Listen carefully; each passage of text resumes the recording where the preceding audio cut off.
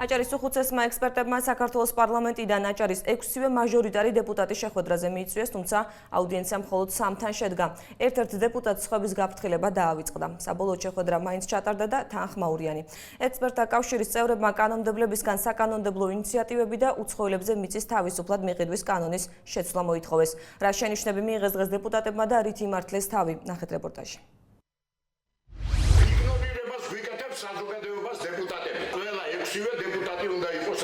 უხუცესმა ექსპერტებმა დეპუტატები აქტუალურ თემებზე სასაუბროდ მიიწვიეს, თუმცა მხოლოდ ბათუმის, ხელვაჩაურისა და ქობულეთის მაჟორიტარები გამოცხადდნენ.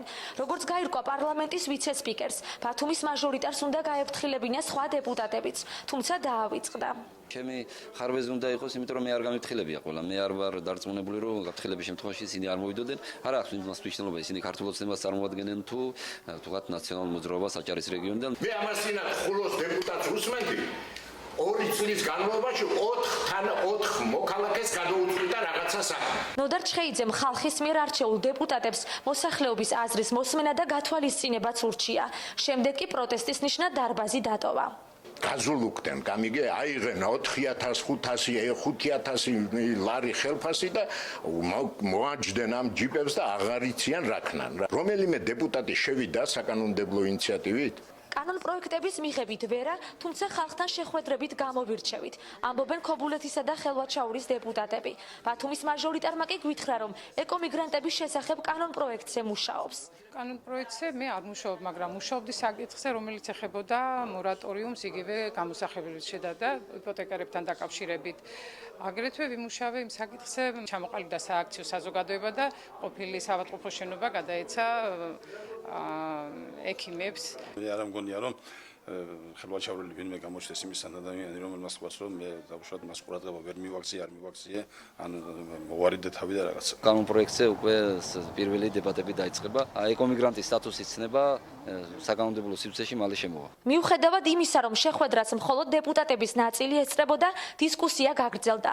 მთავარი თემა უცხოელებისთვის მიწის მიყიდვის აკრძალვა იყო. საბჭოს უხუცესი წევრები აპროტესტებენ საკონსტიტუციო სასამართლოს გადაწყვეტილებას, რომლითაც უცხოელებს უფლება ეძლევათ სასოფლო-სამეურნეო მიწის ნაკვეთები შეიძინონ.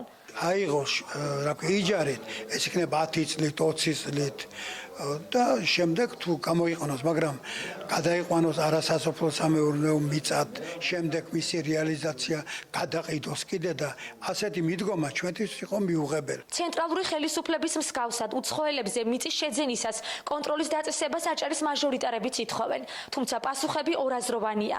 ნაწილი მიიჩნევს, რომ უცხოელებს საინვესტიციოდ მიწები უნდა გადაეცეთ. ამავდროულად კი სურთ ქართული მიწაწყალი ხელუხლებელი დარჩეს. ეს არანაირად არ შეუცვლის ხეს ბიზნესის განვითარებას.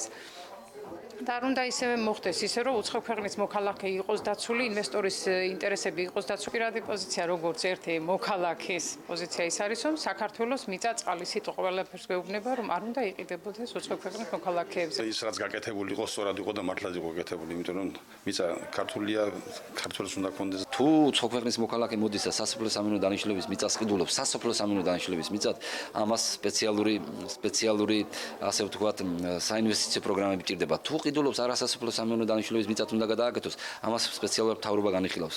შეხვედრა პოზიტიურად შეფასდა. ამათმა გაიგეს და სწორად გაიგეს, თუმცა მას სწორად ჰქონდათ აკმული, რომ ქართულ მიწასთან თამაში არ შეიძლება. გაიგეს თუ არა მართველი პარტიის მაჟორიტარებმა ექსპერტების მთავარი წუხილი პარლამენტში კანონ პროექტის წარდგენის დროს დაფიქსირდება.